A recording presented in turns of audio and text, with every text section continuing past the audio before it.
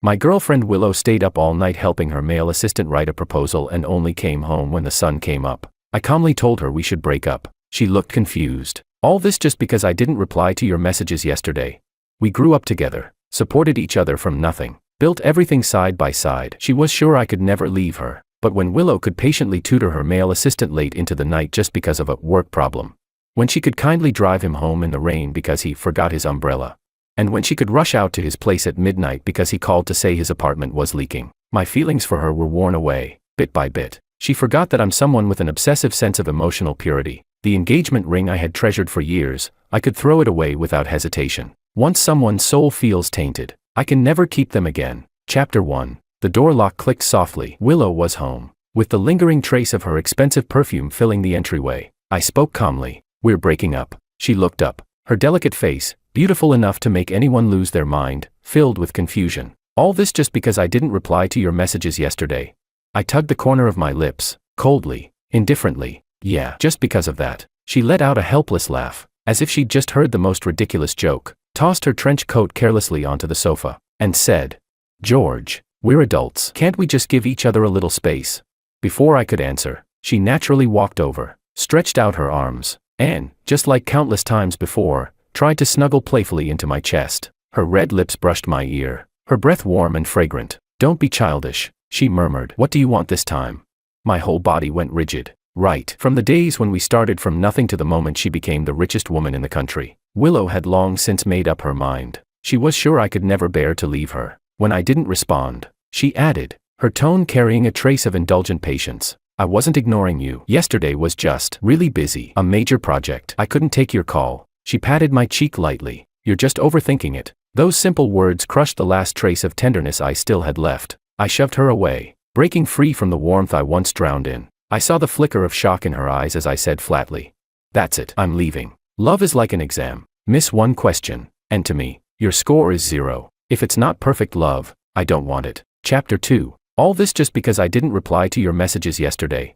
Her tone carried disbelief, as though she had just heard the most absurd joke in the world. The cold morning light fell across her flawless makeup, revealing both perfection and the weariness of someone who always stands above others. Willow sighed, her breath heavy with impatience rather than regret. "George, we're adults. Can't we give each other a little more space?" Her perfectly shaped brows knitted slightly as she began to explain, yet her tone was that of a superior assigning tasks to a subordinate. "I wasn't ignoring you. I was just busy with work, an important project. I really didn't have time." Zip. The sound of my suitcase zipper cut through the air like a blade, slicing apart whatever fragile bonds still existed between us. I stood up, my tall frame brushing past her as I walked by. I didn't even bother to look at her. "That's it," I said flatly. "I'm leaving." A cold hand suddenly grabbed my wrist. There was finally a hint of panic in Willow's voice. "George, where are you going? Are you going to leave me?" I yanked my arm free as if her touch had burned me, looking straight into the face I had once loved to my very core. I spoke each word clearly and coldly. "Leave you."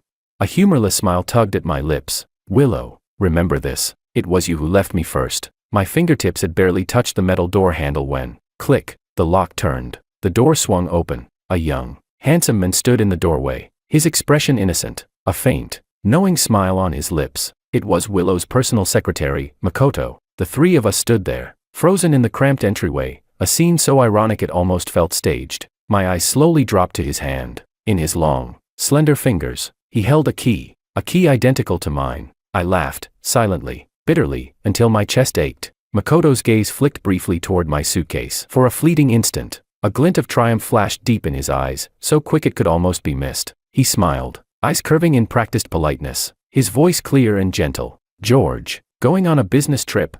He stepped aside, as if making room for me, his posture relaxed and confident, like he was the real master of this house. "Go ahead, don't worry. I'll take good care of President Liu while you're away." The words "take good care of" were pronounced with deliberate clarity. I didn't even bother to look at him again. I just wanted to leave this disgusting place as fast as possible. But Makoto raised his voice, making sure Willow could hear every word. "George, don't be mad at President Liu. She really didn't mean to ignore your messages yesterday."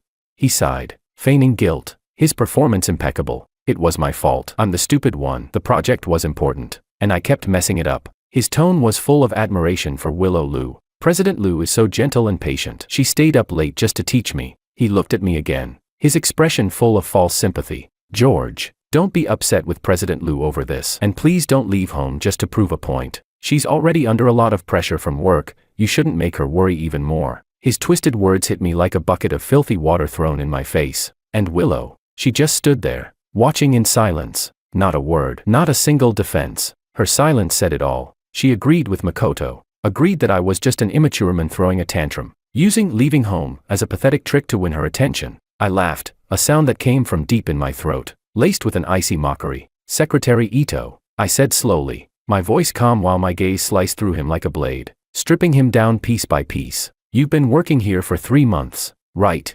And after 3 months, your proposal still needs the president herself to stay up all night, guiding you hand in hand through every detail. How about this, you return your salary to President Liu? My voice was soft, but every word landed like a slap across Makoto's face. If I were you, I'd be ashamed to take that paycheck. 3 months on the job, still clueless about your work, yet instead of asking your senior colleagues, you waste the president's private time. When it rains, you don't bring an umbrella, and somehow you just happen to bump into President Liu's car at the company gate.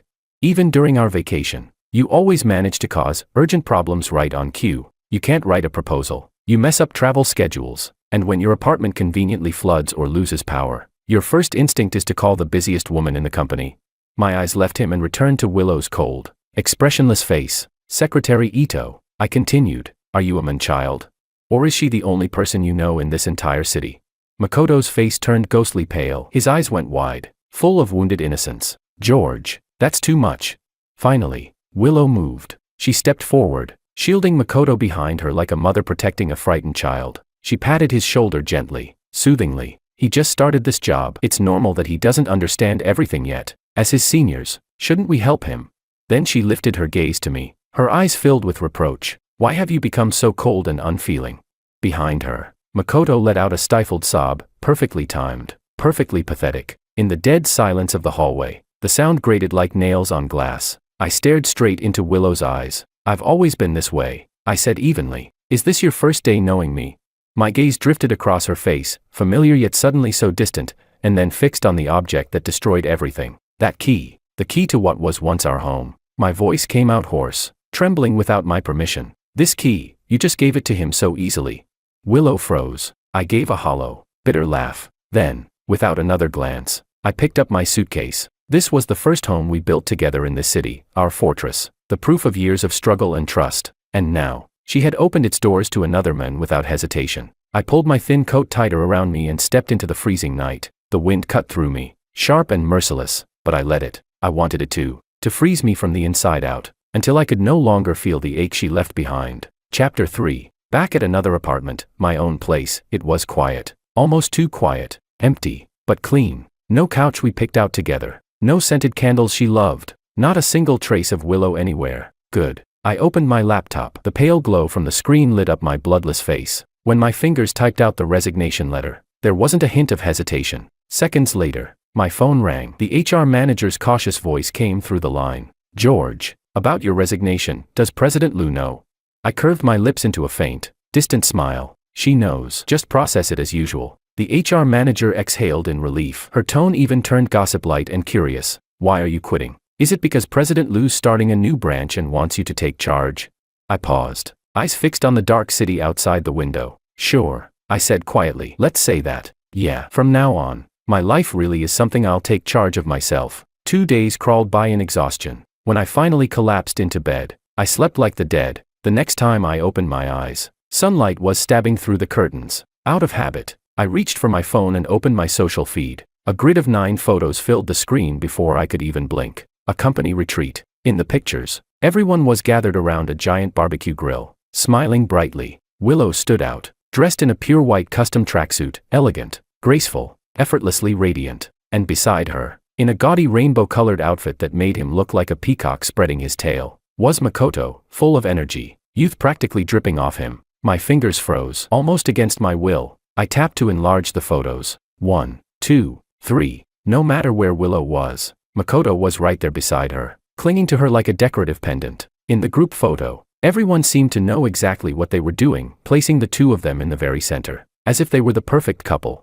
I stared at Makoto's smug, triumphant smile and couldn't help but let out a cold, humorless laugh. Anyone who didn't know better would think he was the man of the house. Not the secretary. My phone buzzed. The screen lit up. A message from Willow. A photo of grilled meat sizzling on a barbecue plate. Just from the look of it, I could tell it was Makoto's handiwork. Willow had never so much as boiled an egg in her life. Cooking had always been my thing. Under the photo, she'd added a short line of text. The barbecue smells amazing. When you're done being upset, let's go hiking and have grilled meat again. Yours is still the best. Don't be mad anymore. Come back to the company. Her tone was light, almost teasing, like I was just throwing a harmless tantrum. I stared at the screen for a long moment. Then, calmly, I pressed and held her profile picture. Delete contact. Confirm. The motion was smooth, decisive, like snuffing out the last flickering flame that once kept me warm. I took a cab to the countryside, to the old home of Grandpa Lee, the man who had taken both Willow and me in. That place had once been our only route. Grandpa Lee looked much older now, his back more hunched than I remembered. When he saw me, his wrinkled face lit up in surprise and joy.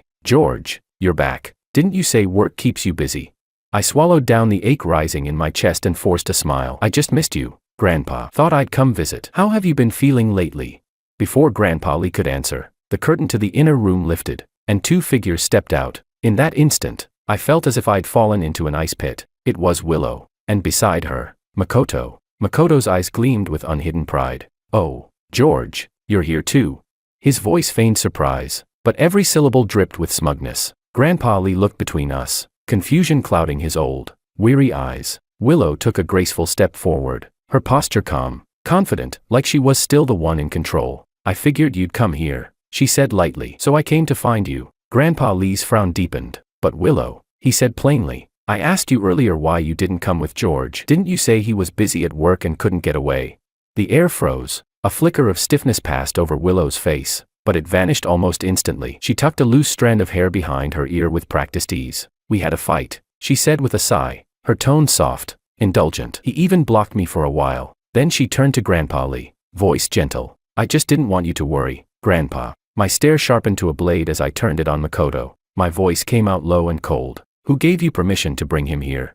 Makoto instantly slipped into his familiar act, eyes wide, voice trembling, face painted with false innocence. Willow frowned, exasperation coloring her tone. "He was just being kind," she added lightly, almost dismissively. "When he heard I was coming to find you here, our adoptive grandpa, he insisted on coming along. Said he didn't want me to run into any trouble." Then she actually laughed, a soft, indulgent sound. "He worries too much. What kind of danger could I possibly face in the place I grew up?" A bitter laugh rose in my chest, sharp, hollow, cold. So she did remember. She remembered this was the home where we grew up together. The home of the men who took in 2 orphans and gave us a family. The place that was our root, our refuge, our beginning. And yet, she had the nerve to bring him here. The men who coveted her, to trample all over this sacred ground. Did she want to flaunt it, or to prove something?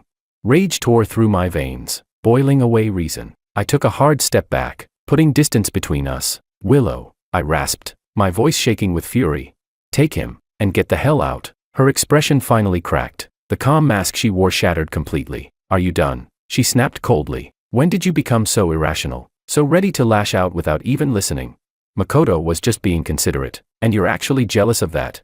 Jealous. The word almost made me laugh. She thought I was just jealous. She thought this was about petty jealousy. My vision went red. I grabbed the gift bags and fruit I'd brought for Grandpa and hurled them with all my strength. "Get out."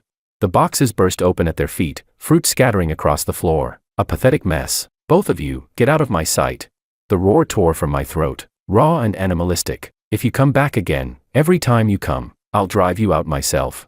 Willow froze, her perfect brows drawn tight, her face pale with anger. She stared at me for a long moment, and in her eyes, there was no pain, no regret, only disappointment and contempt. "You're unbelievable," she said coldly. "Calm yourself, George. You're losing it." With that, she turned sharply and left, still holding her head high. Makoto followed close behind, and as he passed me, the corner of his mouth lifted into a sly, triumphant smirk. They left without looking back. I stood there, chest heaving, my breath coming in ragged bursts. My whole body trembled so hard I could barely stay upright. Then, a frail, trembling hand settled gently on my shoulder. Grandpa Lee. He didn't say a word. He just patted me softly, once, twice, as if afraid I might break. That small, tender gesture, it shattered everything I'd been holding in. All the pain, humiliation, exhaustion, and despair I had buried so deep, burst free all at once. My knees nearly gave out, and in the house that once felt like home, I broke down completely, my sobs muffled,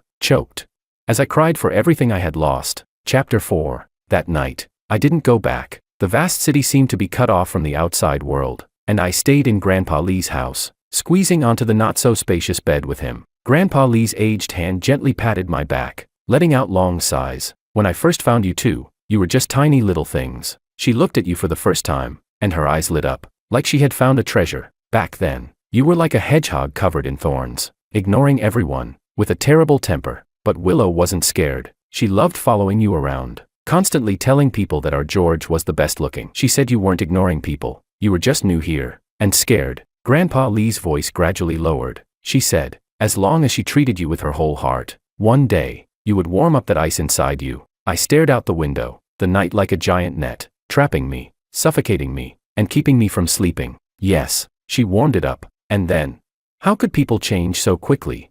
That girl who, from the first time we met, promised to treat me well, that girl who, time and time again, protected me without hesitation, always favoring me, that girl who would believe in me unconditionally, without any need for a reason. How did she become a stranger, someone who no longer understood even the most basic boundaries, her face completely unrecognizable? The tide of memories surged. On the way to school, she would always be standing at the intersection, holding a warm breakfast, just to wait for me to go with her. On the way home from school, she would quietly follow me, listening to me say nothing, while she kept talking nonstop, desperately trying to make me feel better. Later, when a girl from the class next door confessed to me, she happened to see it. She was like a small animal whose territory had been invaded, instantly bristling with anger, rushing up to shove that girl off balance. She shouted, "Don't you understand the order of things? This is my future husband." My face turned red with embarrassment and anger as I looked at her. She, too, turned red and looked furious, but still held her neck high and stared at me with those clear, domineering eyes. "You're not allowed to agree to anyone else. When we grow up, we'll get married and be husband and wife for life. No one can separate us. Husband and wife for life. No one can separate us." The hottest vows once made have now turned into the sharpest knives, repeatedly stabbing into my heart. My stomach has always been sensitive. Even the slightest mistake in what I eat causes me to have diarrhea. So she was always extra careful. In the drawer of my desk when I was young, and in the cabinet of my office when I grew up, there was always stomach medicine she had prepared for me. Her concern was a steady stream, but her protection was a raging fire. In the first year of college, because I was quiet and didn't like socializing, I was seen as an easy target by a domineering boy in the dorm. He led others to bully me. My stubborn nature wouldn't let me tell anyone, but I believed in getting revenge for every grievance. They threw my textbooks into the sink, so I filled all of their backpacks with toads and gave them a midnight scare. They secretly turned off my alarm, causing me to be late for class, so I threw all their socks and underwear into the toilet. I responded to the world's cruelty with the strongest stance, but only Willow could see through the thorns I had raised and the already red rings around my eyes. She could see through my stubborn character and the sensitive heart that would shatter at the slightest touch. It was only after her repeated questioning that I finally revealed the truth. I thought she would advise me to endure, or come up with some even sneakier ways to deal with it. But the next day, she rushed straight into the boys' dormitory like a gust of wind. Bang! Crash! The sound of things being smashed echoed through the entire building, attracting countless curious onlookers. It was the first time I saw her with such a fierce look in her eyes, staring at that boy with a gaze so fiery it seemed like it would burn him through. "If you dare bully George again, I'll tell the teacher and report it to the higher-ups. I'll make sure you won't be able to finish this semester." Because of this incident, she carried a disciplinary record that followed her throughout her entire college life. I angrily scolded her for being impulsive, telling her that this would ruin her academic record, but she just smiled, tightly gripping my hand and said, "No matter when, always remember, I'm here behind you. I will be your forever support." The college years flew by, and we plunged into the torrent of reality. Seizing the opportunity of live streaming, we rented a small apartment and began our journey of starting from scratch. In the hustle and bustle of socializing, she always stood in front of me, knowing that my stomach was delicate. She blocked every drink offered to me. She'd rather drink to the point of stomach bleeding and be rushed to the emergency room than let me touch a drop of alcohol. And when a business partner, fueled by alcohol, became inappropriate with her, the blood instantly rushed to my head, and my clenched fists would strike without hesitation. She would instantly sober up, slap him hard across the face, and tear up the signed contract on the spot. We were each other's strongest armor and sharpest weapon. Through the winds and rains, we helped each other, relying on one another. Our world, once an underground basement with no sunlight, slowly filled with the warmth of the sun. From a cozy two-bedroom apartment, to a spacious flat in the city center, to a luxurious villa with a swimming pool in the suburbs. But the place we loved the most was still our first small apartment, where all our struggles were marked. I never doubted that she was the one I was meant to spend my life with. Our wedding date was set for next year, but that indestructible dam began to quietly crack after a man named Makoto appeared. He was everything I wasn't. I was solitary and stubborn, while he was youthful and full of energy, like a little sun that would never tire. He might be a bit clumsy, but his words were sweet enough to make anyone sickly, easily winning everyone's favor. From the moment he started working, the office became his accident zone. The printer always jammed for him. The computer always crashed for him. The most important documents he'd always forget to save. A person who didn't even have a driver's license dared to take my car to drive clients around, getting into countless minor accidents. But that Willow, who would once go against the whole world for me, now appeared as patient as a saint. She never scolded him, just casually saying, "Fresh graduates need time to grow." We were like that too. I told myself this, trying to suppress the inexplicable irritation in my heart. I thought it didn't really matter, until the first weekend after he started. That day marked our 10th anniversary with Willow. Just like in previous years, we were at that exclusive couples restaurant downtown, the one that's nearly impossible to book, enjoying a serenity that belonged only to the two of us. The candlelight flickered, tracing her profile with a softness filled with mystery. When the waiter finished the final note on the violin, he slowly pushed toward us a cake topped with strawberries. The air smelled of cloying sweetness, just like the years we had spent together. I took her hand and leaned in to blow out the candle that symbolized another year. At that moment, bang!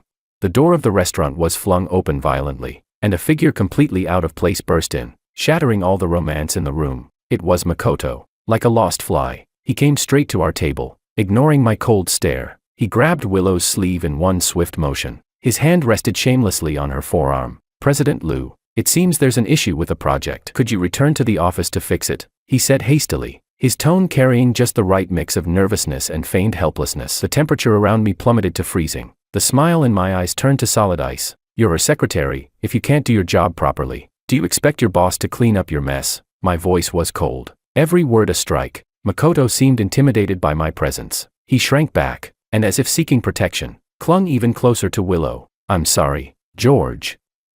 I didn't realize you were here. I didn't greet you." He lowered his head, stammering, looking like a frightened, harmless fawn. "Don't be angry, but work really is important. It's just a date, George. Don't be jealous. You should think of the bigger picture." The bigger picture? Those words made me laugh, a laugh without warmth, filled only with absurdity and sarcasm. You, a secretary who can't even do his job properly, lecturing me about the bigger picture.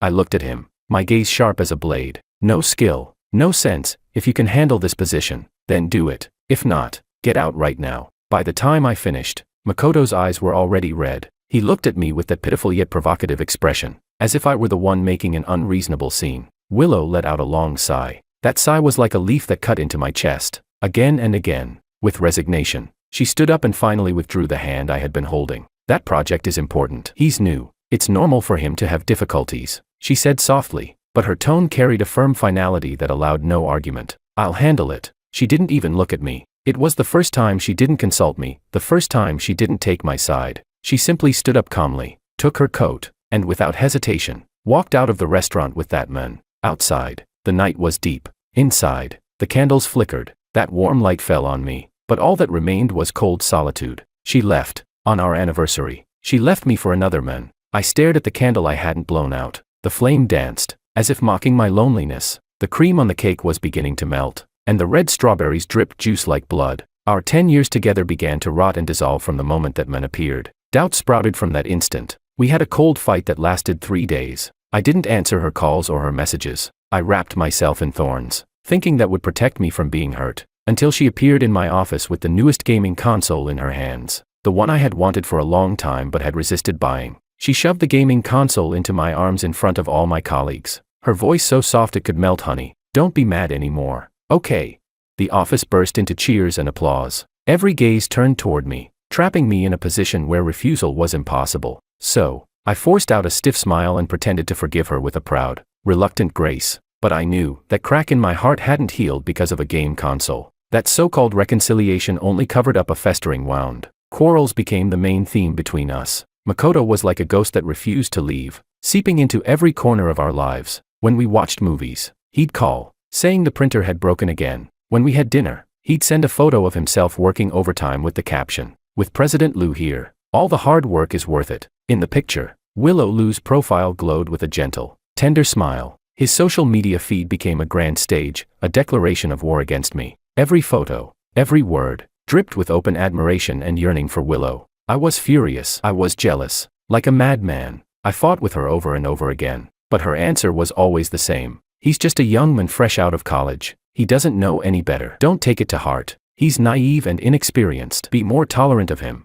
How ridiculous. She was asking me to tolerate another man's coveting of her. And every fight ended the same way, with her bringing me gifts. The latest sneakers, limited edition figurines, expensive headphones. Things that used to make me happy for days now felt like cold hush money. She sealed my mouth with presents, trying to fill the void of the love she had taken away. And I was pathetic. I couldn't bear to lose our 10 years together, the memories that once felt perfect. So, again and again, I chose to soften, to deceive myself, until that day, when I looked into the mirror and saw the face twisted by jealousy staring back at me, and a wave of sheer panic surged through my chest. Had I believed too much?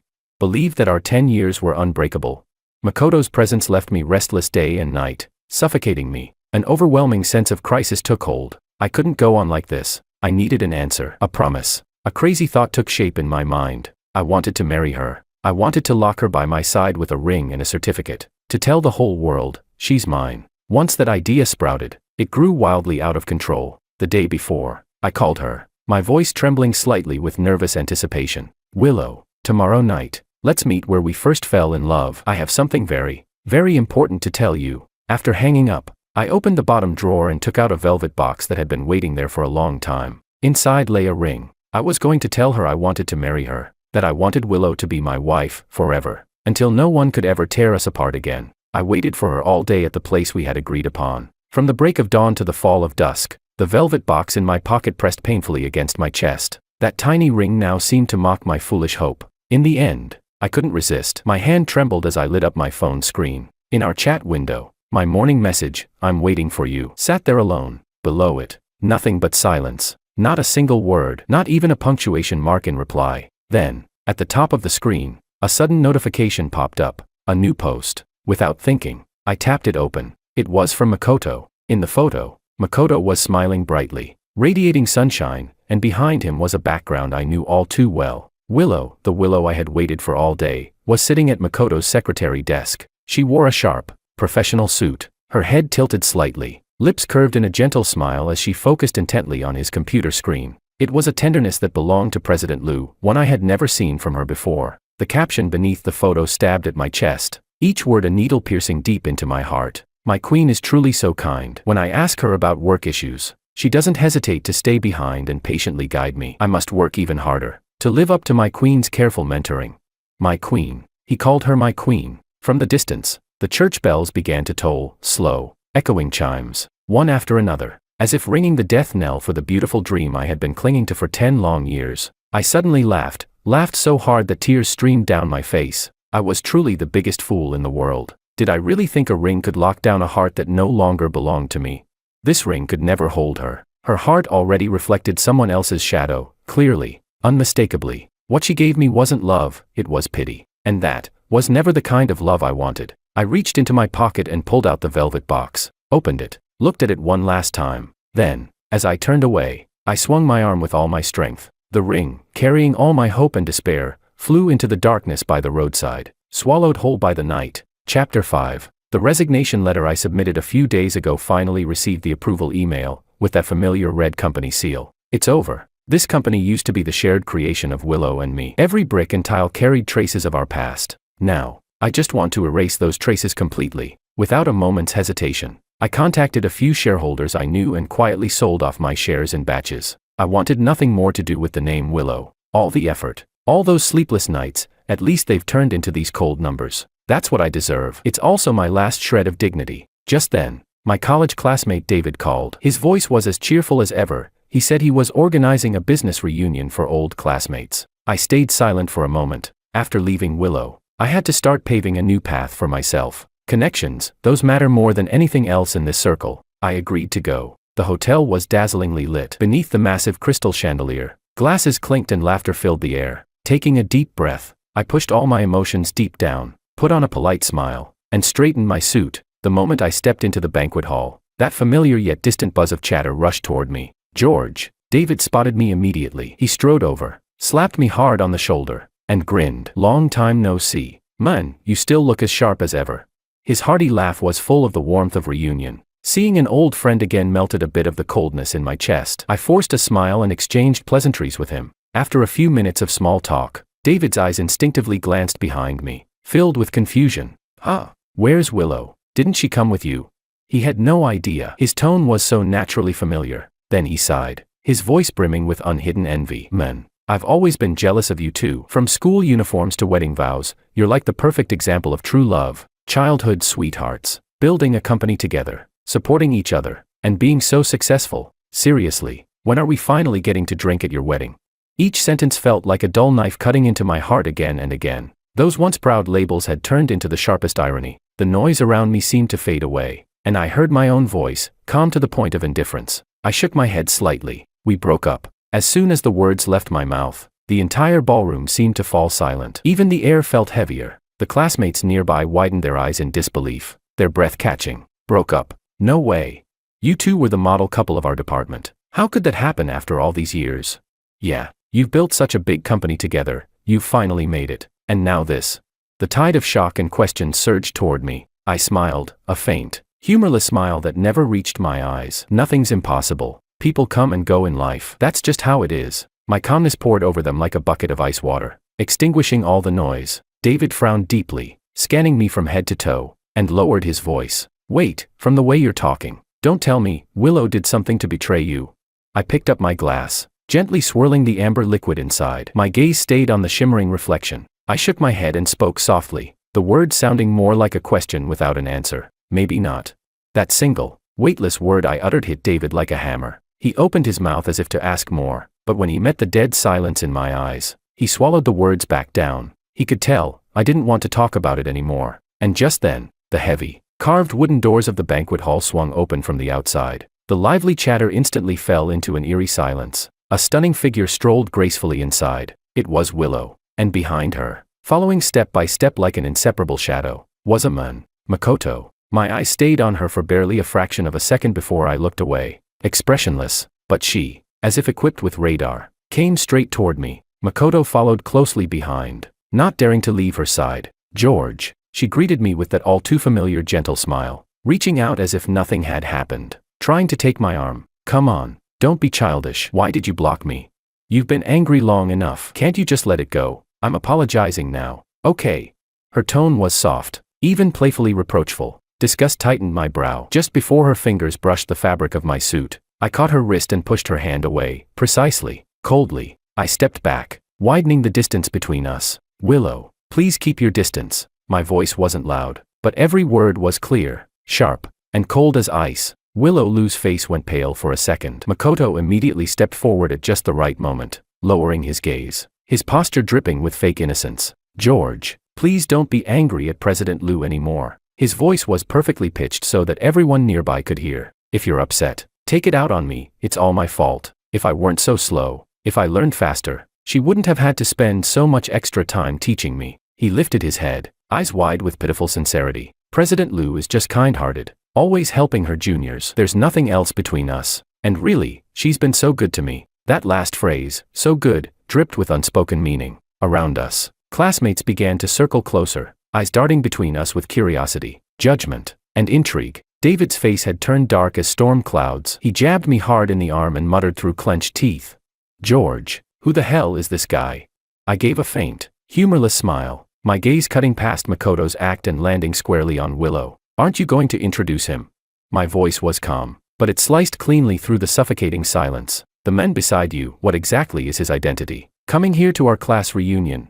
Willow's warm smile froze for a heartbeat, so brief it could have been a trick of the light, before she quickly smoothed it over with practiced grace. This is my secretary, Makoto. Her expression and tone were flawless, polished. He just graduated and isn't very experienced yet, but he's hardworking. He begged me to let him come and see what a professional event is like. I thought it'd be good exposure, so I brought him along. The classmates exchanged uneasy glances, eyes shifting between the three of us, but no one dared to speak. I nodded slowly, as though I'd just heard a moving story. President Lu truly has a saint's heart, always so eager to guide the younger generation. I let out a laugh, one that sounded polite but was cold and sharp as a blade. To have a boss like you, he's truly blessed beyond measure. Every word was dipped in sarcasm, each one landing like an invisible slap across both Willow's and Makoto's faces. I couldn't be bothered to keep watching their little performance. I turned to leave, but that fool, Makoto, clearly didn't know when to quit. He actually stepped forward and grabbed my arm. George, please don't be angry anymore.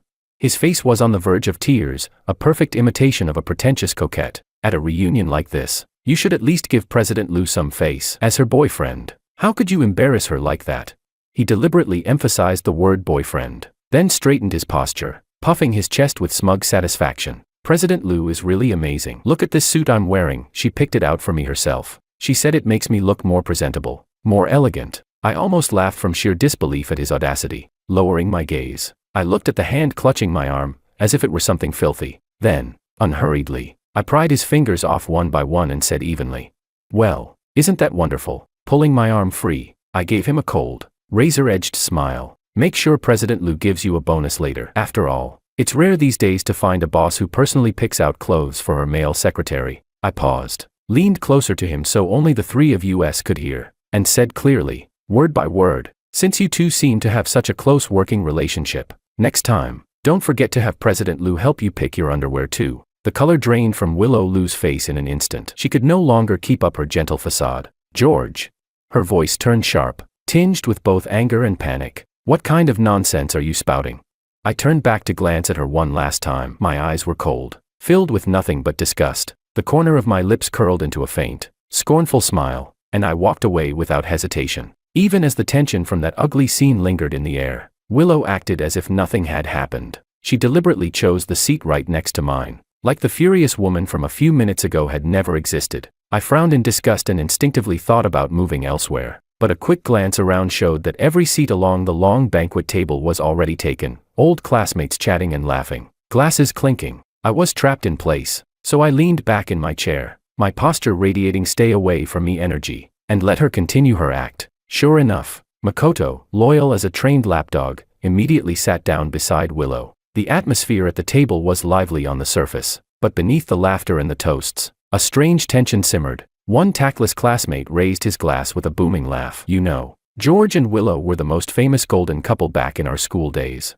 I merely pulled at the corner of my lips, my faint smile paper-thin and devoid of warmth. I said nothing. Another classmate, likely emboldened by alcohol, pressed on. "It's been so many years already. When are you two getting married? Have you set the date yet?"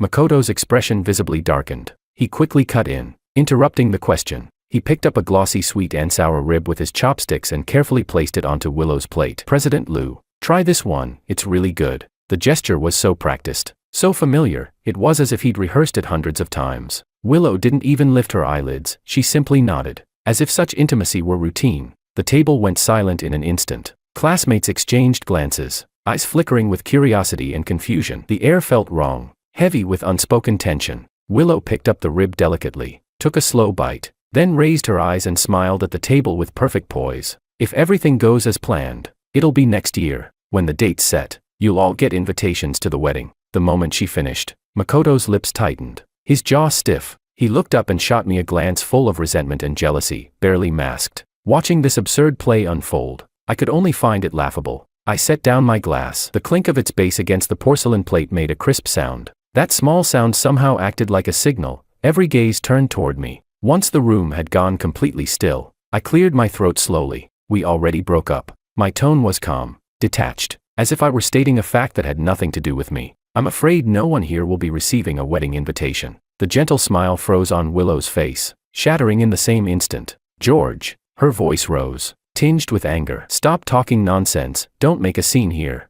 The atmosphere at the table turned unbearably awkward. I set down my knife and fork, the clatter of metal sharp in the silence. "I'm done. Please, enjoy your meal." Then I stood, and under the stunned gazes of everyone present, I walked straight toward the restroom, without looking back. I left her to face the embarrassment alone. When I came out, drops of water slid from my fingertips, but they couldn't wash away the disgust simmering inside me. As I passed the lounge area, the door was slightly ajar. A familiar, nauseating voice drifted out. It was Willow. A female classmate spoke with concern. "Willow, what's going on? You and George, what happened? And that male secretary of yours?" Willow let out a soft laugh. The sound threaded with a mix of helplessness and indulgence. He's just being childish. He thinks I've been getting too close to my new secretary, so he got jealous. That's all. She had cast herself perfectly in the role of the gentle, tolerant older sister forgiving her immature younger brother. After all, she was a few years older than me. The classmate hesitated, but, no matter how upset he was before, he never said you two broke up in front of everyone. Maybe this time, he actually meant it. A brief silence followed. Then Willow's confident, commanding tone filled the air, every word heavy with control. Impossible. We grew up together, we're each other's family. No one in the world knows him better than I do. He promised he'd marry me, stay with me forever. He can't live without me. She paused, and her voice softened into something almost tender, sweet, even. And I can't live without him. Standing outside the door, listening to her delusional self-convincing, my expression didn't flicker. It was like watching a bad one-woman show. I took a step forward, walked past the doorway without even glancing inside, unwilling to waste a single look. When I returned to the banquet hall, the noise had resumed, but beneath that surface chatter, the air rippled with awkward curiosity. The dinner was nearly over. Classmates gathered in small groups, whispering among themselves. I found a seat in the corner. Uninterested in any of it, I pulled out my phone and scrolled aimlessly, isolating myself from the room. But of course, someone just had to come looking for trouble. Makoto approached, holding a wine glass and wearing that trademark fake smile. "George," he said, lowering his voice just enough so everyone nearby could still hear him. "You really were a bit out of line today." He sighed dramatically, feigning pity like some sanctimonious friend. "You haven't been coming to the company these days. President Lu's been overwhelmed, working non-stop. Don't you feel bad for her?" Then, as if unable to resist, his tone shifted, smug pride leaking from every word, his chin practically lifting toward the ceiling. "I've been staying late with President Lu every night lately, helping her with work until midnight." A few curious gazes instantly turned toward us. I stared at his smug little face, and the corner of my lips lifted into a smile, cold and sharp. I rose to my feet slowly, every motion deliberate, like a scene played in slow motion. It drew everyone's attention. "Makoto," my voice echoed through the now silent hall. "To flaunt being a Keptman so proudly, tell me, is that some kind of fetish? Does breaking up someone else's relationship make you feel accomplished?" The moment those words left my mouth, the air froze solid. Makoto's smug face went from red to white, then to an ugly purplish hue. He exploded, shouting so loudly his voice cracked. "What did you say, George? Who the hell are you calling a Keptman?" I kept my expression cold, and without hesitation, raised my hand. Slap. The sound cracked through the hall like a gunshot, sharp, clean, echoing. Willow happened to walk in just then. She froze at the sight, her face darkening instantly as she strode toward us, heels striking the marble with sharp clicks. "What's going on here? George, what are you doing?" Her voice was sharp and icy, brimming with accusation. Makoto immediately ducked behind her like a frightened child, eyes reddened, his tone trembling with well-rehearsed fragility. "President Lu, I just wanted to talk to George. I told him not to stay mad over you and me, but then he started calling me a Keptman and he hit me." Willow's expression hardened, frost settling between her elegant brows. She turned to me, her eyes full of open disappointment and reproach. "He's a man, George. How could you humiliate him like this in front of everyone? Apologize to him, right now." I looked at her, this woman glaring at me with righteous fury, shielding another man behind her like I was the villain, and strangely enough, I didn't feel a spark of anger, just amusement. It was like watching a meticulously directed farce full of gaping flaws. I let my gaze drift past her, scanning the room. "When I hit him," I said slowly, "everyone here was watching." My tone was even, unhurried, almost lazy. "Why don't you ask them what he said that earned him that slap?" Willow's brows knit tighter, her aura sharp with authority as she swept her cold gaze across the room. But the moment her eyes met theirs, every classmate looked away, averting their gaze, shifting awkwardly in silence. No one spoke. That silence was the clearest answer of all. A cold laugh escaped my lips, each word I spoke landing squarely on Willow's heart. "He said that while I was away from the company these past few days, you were staying up late working overtime with him. He also said I was being unreasonable, making things difficult for you." My eyes swept over Makoto's pitiful face behind her, my tone laced with pure derision. "So tell me, when a Keptman gets so proud of himself that he dares flaunt it right in front of the real one, doesn't that deserve a slap? Tell me, Willow, did he, or did he not, earn it?" Willow's face turned pale, her lips trembling slightly before she finally turned toward Makoto. Her voice carried a faint, pleading note she probably didn't even notice herself. Did you really say that?" Makoto shrank behind her, stammering through his crocodile tears. I only said it because I felt bad for you. President Liu, you've been working so hard lately. I just wanted George to stop being angry at you. His ability to twist the truth was truly masterful. Willow, finding her perfect excuse, let out a long sigh, one that carried exhaustion and a trace of disdain. She first turned gently to Makoto, softening her tone. George is my boyfriend. I know you mean well, but talking to him that way was disrespectful. Be more careful next time. Then she turned back to me, her elegant face once again wearing that superior, judgmental calm. Makoto didn't mean any harm. George, you, slap. The sound split the air like a crack of thunder, louder, sharper, and far crueler than before. The entire hall went dead silent. Willow's hand flew to her cheek, now red and swelling fast. Her pupils shrank, disbelief flooding her expression. George, you hit me. Her voice broke into a high, trembling cry. I looked at her, and in that moment, the last trace of misplaced affection in my heart burned away to ash. You want me to apologize? What a ridiculous joke. My gaze was ice cold, cutting like a blade as it swept across her and the men behind her. A kept man who covets what isn't his and meddles in other people's relationships deserves a slap, and a woman with no sense of boundaries, who cheats in spirit, deserves to wake the hell up. Each word dropped heavy, deliberate, like a hammer striking the hearts of everyone in the room. Willow, we're done. Don't come near me again, and don't you ever bring this disgusting excuse of a man into my sight. A cruel smile curved my lips, because if I see you again, I'll hit you both again. I didn't spare them another glance. Turning around, I even managed a polite smile toward the stunned faces around us. Sorry for the scene, everyone. Willow and I have broken up. As for why, well, you've just witnessed it yourselves. I apologize for ruining the evening. I have things to take care of, so I'll head out first. We'll catch up another time. In the suffocating silence that followed, I calmly picked up the coat draped over my chair and put it on. Then, without looking back once, I walked out, leaving that sickening farce behind me.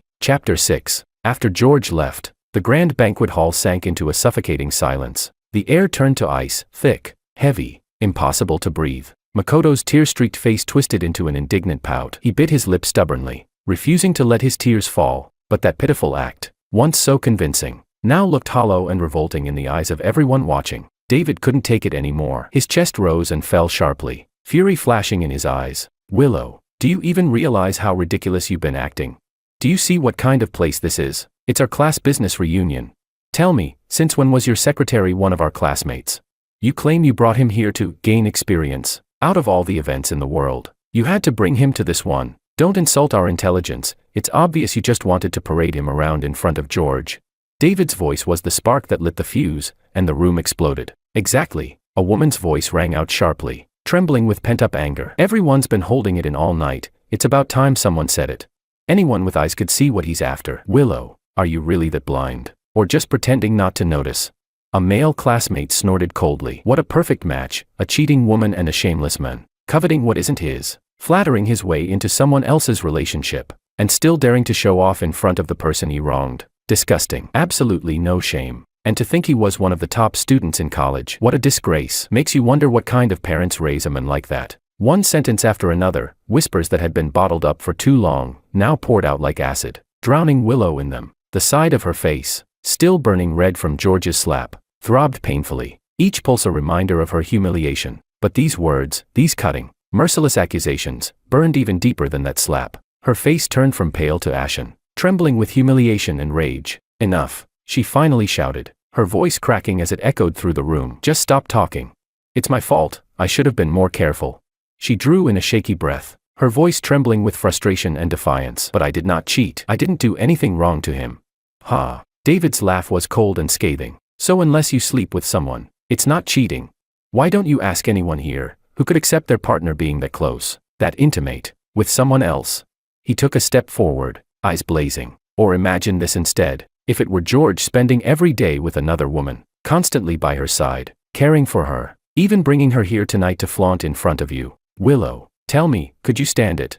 David's words hit like thunder, each one harder than the last. Willow's lips parted, ready to retort, but her phone suddenly buzzed in her pocket. The vibration hit her like a gunshot. Her heart jolted. She pulled out her phone, and on the screen was a short message from the company's HR director. Notice of personnel change. Department manager George has resigned. Just a single line, yet her eyes widened instantly. Her trembling fingers dialed the HR director's number without thinking. The call connected almost immediately. Hello, President Liu. How can I help you? When did George resign? Willow's voice rose to a shriek, sharp with panic. Why didn't you tell me? The HR director sounded utterly confused on the other end, innocent and baffled. I did ask George about it, President Liu. He said you already knew. I even asked if he was going to head a new branch office, since he mentioned starting something independently, and he didn't deny it. So I assumed you two had already discussed it. Discussed it? He thought she knew. She could still feel the sting of his slap, hear the chill of his voice. His only discussion with her had been a breakup and a blow across the face. Willow's whole body trembled with rage. She slammed the phone shut with a sharp click, her fury boiling over. But before she could even process the blow she'd just received, her phone chimed again. Ding! The screen lit up once more. This time, it was a message from another company shareholder. No extra words, no explanation. Just a single photo, one that stabbed straight into her eyes. It was a picture of a share transfer agreement. Black ink on white paper, crystal clear, and right there in bold print, George's name. All 50% of the company shares he once held had been quietly sold off, bit by bit, to the minor shareholders. He hadn't just left, he'd pulled the rug right out from under her. George had completely withdrawn from her company. The realization struck her like thunder. Her knees weakened, her body swaying uncontrollably. The sting on her face, the whispers and mockery ringing in her ears, all of it suddenly felt absurdly trivial, because this was his real revenge. Clean, precise, and utterly merciless. Chapter 7. After wrapping up the last of my affairs, I packed a single suitcase and boarded a flight to Xinjiang, the land of music, dance, and endless horizons. For so many years, I had lived like a wound-up spring, tight, relentless, chasing the illusion of a better life, chasing her. Now that the spring had finally unwound, I was left with something I hadn't had in years. Time to see the world, time to finally let my battered heart rest. The beauty here was quiet, so pure it seemed to cleanse the soul. The sky was a flawless blue, so vivid and transparent it made your chest ache. My local guide was a woman named Anna. She carried the natural grace of her ethnic heritage, strikingly beautiful, with eyes that sparkled when she smiled. She was talkative, charming, full of stories about local traditions and hidden landmarks. Her laughter and warmth somehow washed away the last shadows lingering in my heart. After spending a week wandering the city, my phone rang. The caller ID read David. His voice, on the other end of the line, felt like it came from another world. George, has Willow tried to contact you?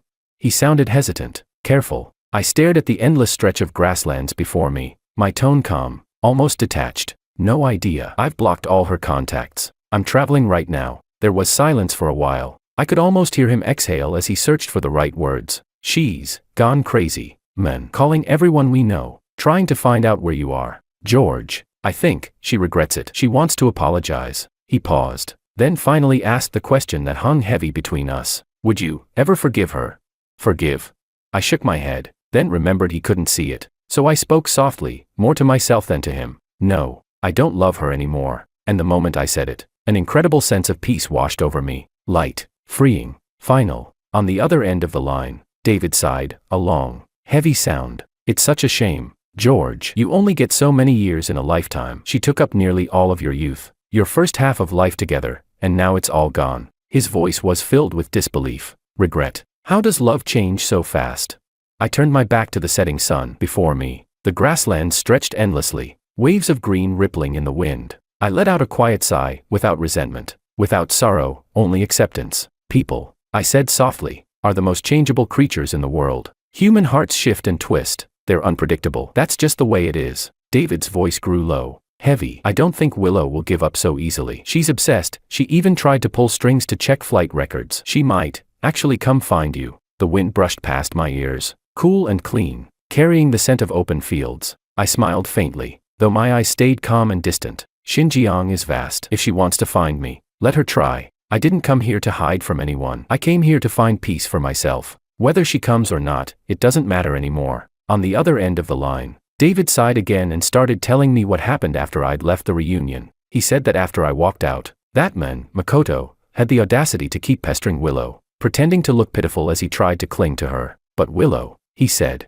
had changed completely. Her eyes went cold, and she shook his hand off with a single motion, telling him to get lost and stay away from her forever. Makoto lost it right then and there, started shouting like a madman in front of everyone. But Willow didn't even spare him a glance. She just turned on her heel and left, never looking back. I listened quietly, as if hearing someone else's story, something that had nothing to do with me anymore. Everything about them, those names, Those scenes fell on my ears like faint echoes. No anger, no sorrow, not even nostalgia. When I didn't respond, David's tone turned bitter, edged with frustration. Can you believe her? She's completely out of her mind. Only when it's all gone does she finally realize what she's lost. People never cherish the happiness they have in their hands. They have to crush it to pieces first, then cry and scream about regret. His voice still echoed faintly when, behind me, another voice broke through the wind. A voice both hesitant and trembling, with disbelief. George? I froze mid-step, bringing the phone back to my ear. I said calmly, David, I'll call you later. She's here. Before he could react, I hung up. Then I turned around slowly, and there she was, Willow, stumbling toward me, almost tripping in her haste. In just a few days, she looked like she'd aged years. The light in her eyes was gone. Her once perfectly styled hair now a tangled mess. Gone was the radiant, decisive President Lou everyone admired. She stopped a few feet in front of me, chest heaving, gasping for breath. When she spoke, her voice was raw and trembling, full of panic and disbelief. Why did you quit your job, George? Why did you sell all your shares? Why can't I reach you? Why did you block me on everything, every number, every app? I met her bloodshot, desperate eyes, and, to her shock, smiled. A small, quiet smile, calm, distant, because we broke up. Willow, when a relationship ends, it should end cleanly. I didn't want any more entanglements, so I left the company. As for the shares, I paused, my tone level, almost businesslike. They were the reward for my youth, the years I spent building that company. I simply took what I earned. As for blocking you everywhere, I looked her straight in the eye, my voice soft but unyielding. I think a proper ex should be just like the dead, completely gone from your life. My gaze didn't waver as it met her trembling pupils. I won't interfere with your new life, so please, stop showing up in mine. That's all there is to it. I never agreed to break up. George. Willow's voice cracked, rising into a hoarse shout. Her red-rimmed eyes blazed with stubborn denial, trembling with desperation. I let out a quiet, humorless laugh, like someone hearing an absurd joke. Willow, I said lightly, it's a breakup, not a divorce. I don't need your consent. Willow's eyes were bloodshot and blazing with unwillingness as she demanded. Is it just because I didn't reply to your message that day? I told you, I was busy with work. She stepped closer, voice thick with tears and grievance. Don't you think you're making a mountain out of a molehill? Yes, I answered that single word, clear and certain, shattering every comforting lie she'd been clinging to. Because of that day, I told you in advance, one day before, that I had something extremely important and asked you to keep the time free. Then on that day I messaged you before dawn, waiting all day full of hope. But you, from morning until dusk, an entire day, I waited until the sun went down, and you never sent me a single reply. My tone was like a blade forged in ice, each syllable slicing away at the last of her defenses. You say you were working, but be honest, were you doing your own work? You were helping Makoto solve his project crisis. He's your subordinate, that's his job, not yours. You stood him up for a whole day. Not a single message for me, so I broke up with you. I watched her face drain of color and spoke slowly and deliberately, making sure every word landed. Am I being clear? Willow, I'm no longer your first choice. A flawed treasure to me is no different than a stone on the roadside. I don't want a tainted love. I turned my head slightly toward the last sliver of sunset on the horizon and let out a wry, weary smile. You know me. Since childhood, I never tolerate even a grain of sand in my sight. Willow drew a deep breath. Her fingertips went white from gripping too hard. She forced herself to hold back the collapse. George, I swear I haven't done anything to hurt you. A faint, barely noticeable plea undercut her words. My relationship with Makoto was really just a senior helping a junior, trying to help him grow, to shoulder some burden for the company. I didn't cheat. You can't just sentence me to death. Sentence me to death. I laughed, as if hearing the most absurd joke. A cold curve touched my lips. Willow, in your mind, does cheating only count if it's physical?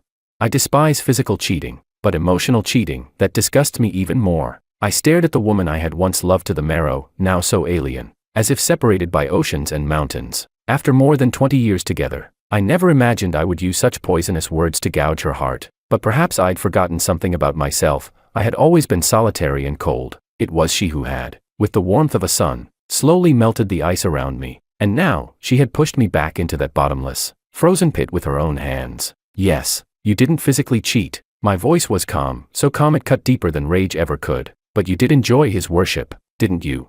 You let him cross boundaries again and again, using work as an excuse to get closer. When you abandoned me for his so-called project crisis, when you let him into your home, into your kitchen, cooking for you, when you put him first, solving all his problems before even thinking of mine, when you defended him, again and again, calling me petty, jealous, Cruel with my words. Willow, my heart didn't die all at once. It died a little every time you ignored me. Every time you blamed me. 3 feet of ice doesn't form in a day. A heart doesn't go cold overnight. These things pile up, one small cut after another, like a frog boiling in warm water, until the pain finally sets in. And by then, the love's already turned to ashes. That's all there is to it. Just as my words faded, the sound of light footsteps approached. Anna had come back, holding 2 cups of chilled yogurt, her clear eyes full of confusion. She looked from my frostbitten face to Willow's tear-streaked one, clearly unsure what kind of storm she'd just walked into. And in that instant, at the sight of her, I felt my tension melt away, as if someone had loosened a knot in my chest.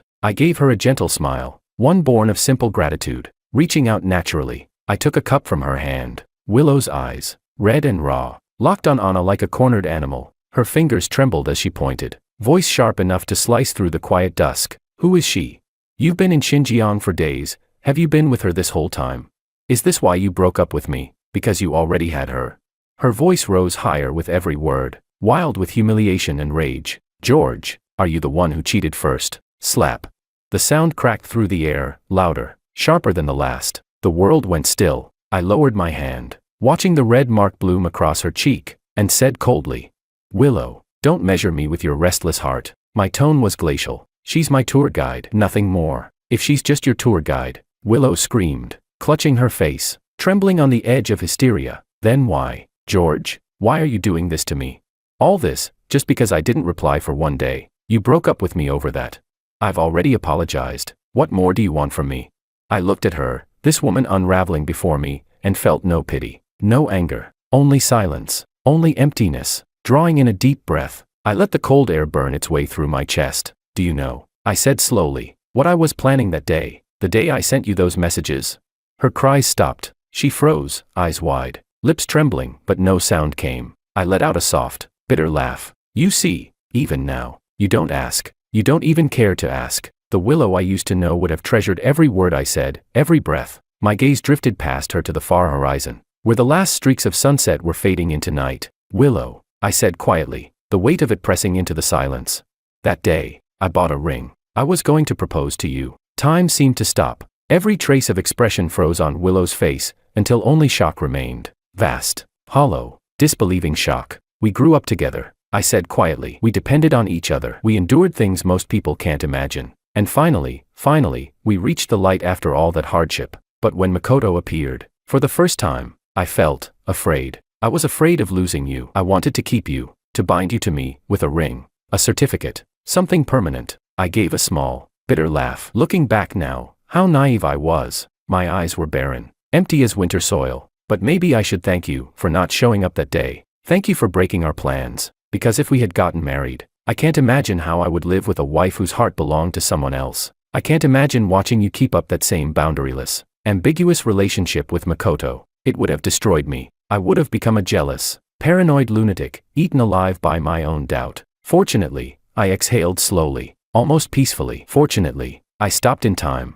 Willow just stared at me, hollow, like her soul had slipped away. Those eyes that once sparkled like stars were now empty, drained of everything. Then, too late, tears began to fall. They traced silent lines down her cheeks, shimmering with the dull ache of something shattered. I didn't know. George, I swear I didn't know you were going to propose. Her voice trembled, weak, desperate to defend herself. We were planning to get married next year anyway, weren't we? You were only helping a junior colleague. Enough. My voice cut sharp and cold through her excuses. I don't want to hear another word of your hollow justifications. George. She lunged forward, grabbing my hand with both of hers, gripping it like a drowning person clinging to driftwood. I can change. I swear I'll change, she cried, her voice breaking. We can fix this. We can fix everything. Just please don't give up on me like this. Her fingertips were cold, her palms slick with sweat. She held on tight, trembling. Don't you remember? She sobbed. We were so good together once. We survived all those miserable years side by side.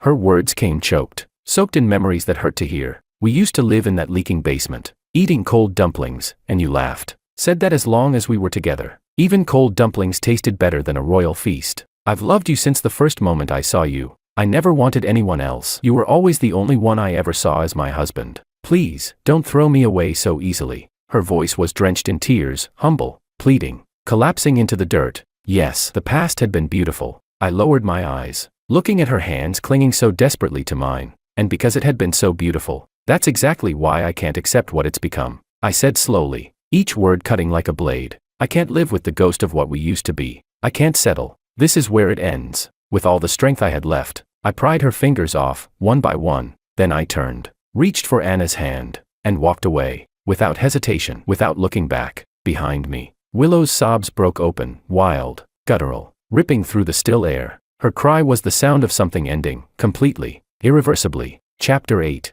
During my last 2 days in Xinjiang, the wind felt free, and the clouds stretched lazily across the boundless sky. Before heading back, Anna and I exchanged contact information under the glow of the setting sun. She accompanied me to the airport, her deep, star-like eyes holding mine as she asked softly, "Will you come back someday?"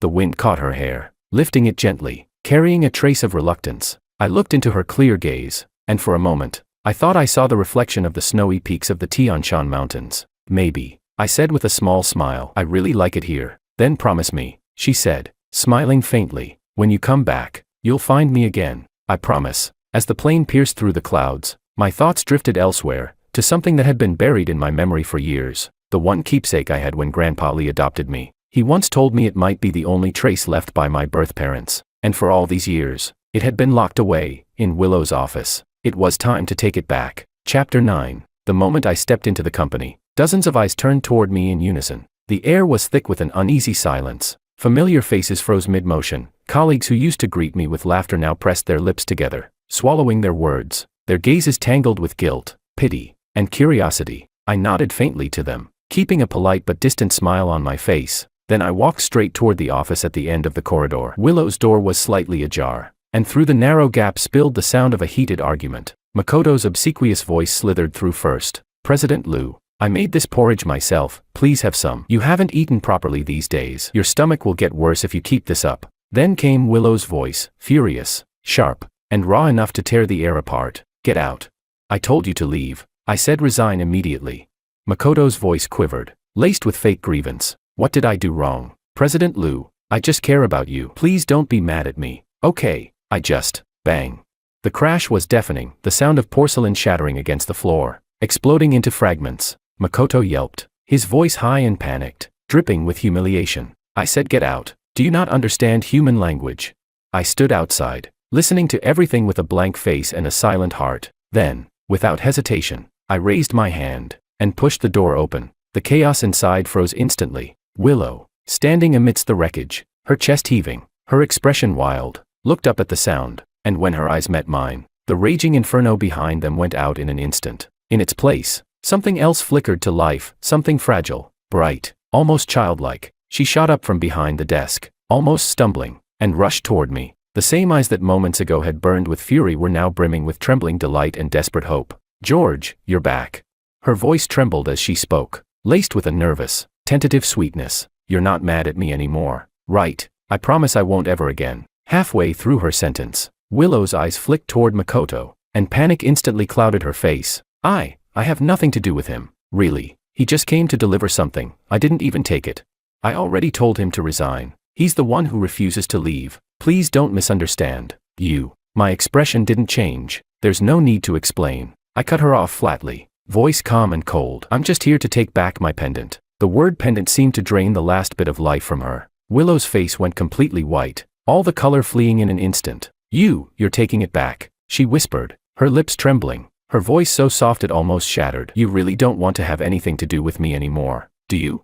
I looked at her, eyes as still and dry as a desert. "Let's just say that's the case." That faint, effortless reply was the final straw that broke her. Willow lunged forward, grabbing my arm with desperate force, her nails digging so deep I could feel the sting through my sleeve. "George, don't sentence me to death." Her tears burst forth, raw and uncontrollable, spilling down her face as her voice cracked. "Please, give me a chance to make it right. I know I was wrong before. It was me. I had no sense of boundaries. I hurt you. I was blind." She clung to me like a drowning woman clings to air. "Please don't end it like this. I'll change. I swear. We can go back to how we used to be." President Liu." A sharp voice split the air like glass breaking. Makoto's face was red with fury. He pointed at me, voice shaking with anger and wounded pride. "This isn't your fault. Why do you have to humble yourself like this? George isn't worth it. He's got a terrible temper. He never appreciates you. You're always the one making up to him. Always walking on eggshells. Why are you lowering yourself for him?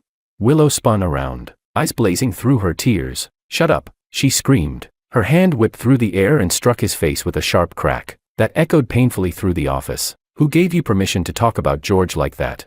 Makoto's head snapped to the side. He clutched his burning cheek, staring at her in disbelief and humiliation. His voice shook when he finally spoke. President Liu, you're so incredible, so talented. Why do you have to be so weak for him?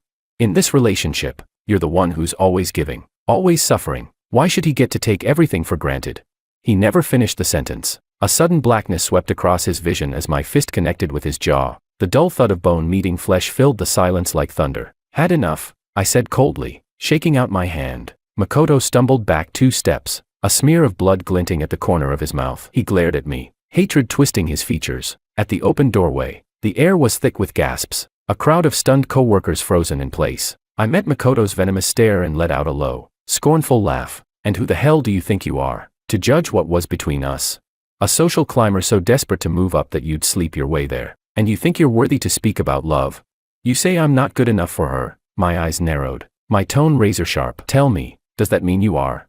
The words hit their mark like knives. Makoto's composure shattered. He roared, face twisting with rage. I'm telling the truth. You just bully her. She's done everything for you, given you gifts, cared about you, and you treat her like trash. Why? Just because you met her first, George. I'll tell you why. My voice cracked through the room like a hammer shattering steel. Because the one who stood beside her, building everything from nothing to the top of the world, was me.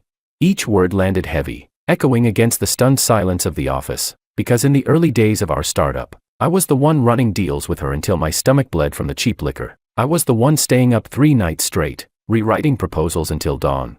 Because every bit of the glory she basks in today, half of that metal belongs to me. I took a slow, deliberate step toward Makoto, my eyes cold and scorched of all emotion. You think you know her? You think she's the victim here? You speak like some moral savior, so righteous and pure. Tell me, if she weren't the high and mighty President Liu, if she had nothing, no power, no title, would you still wag your tail behind her like a dog begging for scraps? What happens between me and her is none of your damn business. Yes, we broke up, but that doesn't mean every random clown gets to pass judgment on what I gave to that relationship. Know your place, pretty boy. Makoto's face turned the color of bruised flesh. He shouted hoarsely, his pride splintering. What did I do wrong? I'm just going after the person I love. In a relationship, the one who isn't loved, that's the real third wheel. Crack. Another fist connected. This one was harder, merciless. I could almost hear the bones shift beneath my knuckles. Willow stood frozen beside us, watching in silence. She didn't defend him. She didn't stop me. Her silence sliced through all 3 of us, cold, invisible, deadly sharp. I let out a low, humorless laugh. You're right, I said slowly. Makoto's eyes widened in confusion. In love, I continued. The one who isn't loved is the third wheel. You schemed. You stirred up trouble. You sowed doubt between us. Now that we've broken up, the spot you dreamed of is wide open. But tell me, does she love you? My words hit him like a knife, stabbing through his already bleeding ego. You're still the same pathetic shadow, hiding in the dark. Still the one who can't be seen, can't be chosen, can't be loved. A third wheel is a third wheel, always shameful, always despised. The kind of man who disgusts everyone he touches. I didn't bother to look at him again. I brushed past his trembling form and walked toward Willow's desk. She instinctively stepped back, as if I were something dangerous, untamed, expressionless. I opened the drawer she used most often. There it was, my pendant, lying quietly in a velvet box beside her most treasured jewelry. I picked it up. The cold metal bit into my palm, mocking the entire farce that had unfolded before us. This is it, I said evenly. Her face was white as chalk. Willow, I told her softly, from now on, your bridge is your bridge, my road is my road. No more crossings, no more us. I turned and walked away, didn't look back. Behind me, there was only dead silence, and the sharp hiss of the crowd outside drawing breath. Later, I heard Makoto was fired from the Liu Group that very day, and somehow, the industry learned everything. His sleazy tricks, his habit of chasing wealthy women, his attempts to manipulate others' relationships. Within months, he was blacklisted, a pariah. Less than a year later, he slunk back to his hometown, disappearing without a trace. As for Willow, she never sought me out again. She remained President Liu, still ruling her empire. But from what I heard, she changed. Her laughter vanished, her warmth turned to ice. People avoided her in the halls, afraid of the shadows clinging to her. None of that mattered anymore. Letting go of someone is like carving a piece of flesh from your own body. Agony beyond words, but wounds heal. They always do. The damp, suffocating air of the south pressed down on me. So I went back to Xinjiang. The wind across the Gobi was dry and fierce, but it swept away the last trace of gloom in my heart. At the inn, the one who greeted me was the same girl, Anna. Her smile was still pure, bright as sunlight on snow. Would there be a new story between us? I didn't know, but I knew one thing for sure. I only want love that's whole. 100%. Anything less, I'd rather have nothing at all.